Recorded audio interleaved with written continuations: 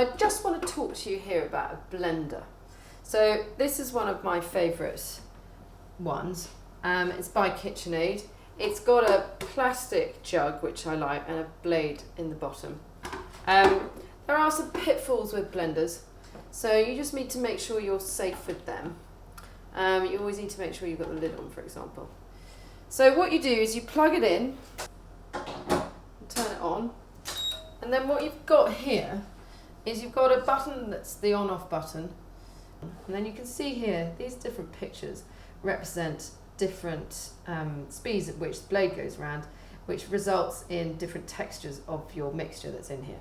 So here is kind of chopped like that, and then whisked, and then pureed, and then this is kind of really shaken up, so very, very fine.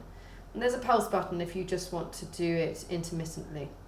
So what you do is you turn it on here, and then you press the slowest button always first. I always start with the slowest button because you get less of a whoosh up to the top.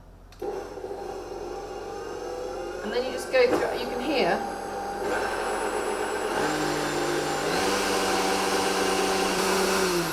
and then you turn it off. So that's as fundamental as it is, really. But you've always got to remember, before you turn it on, to push your lid down properly. And if you're doing hot stuff especially, make sure you've got a tea towel on the top so that this lid and liquids can't splurt out and catch you and maybe cause you an injury.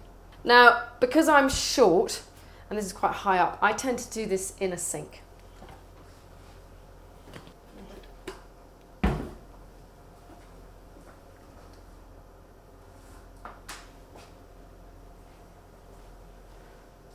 Then you can pour it in, make sure it doesn't drip.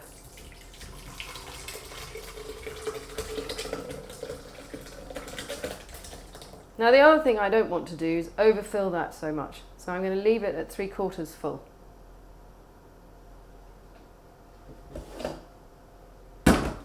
Lucky I did it in the sink. So here we've got the soup in the blender jug, and make sure it kind of securely locks itself in. And you pop your lid on, make sure you press that down firmly. I've got my tea towel on the lid, and then I'm going to press go and start on the slowest one. I'm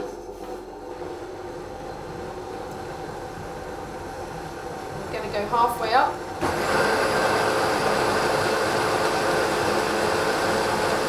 Can you see how it raised itself up in the jug, which is why you don't want to overfill it?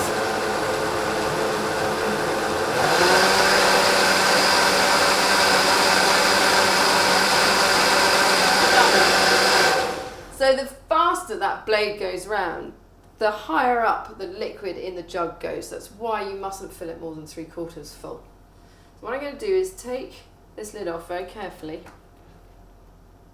and just test the consistency of the soup.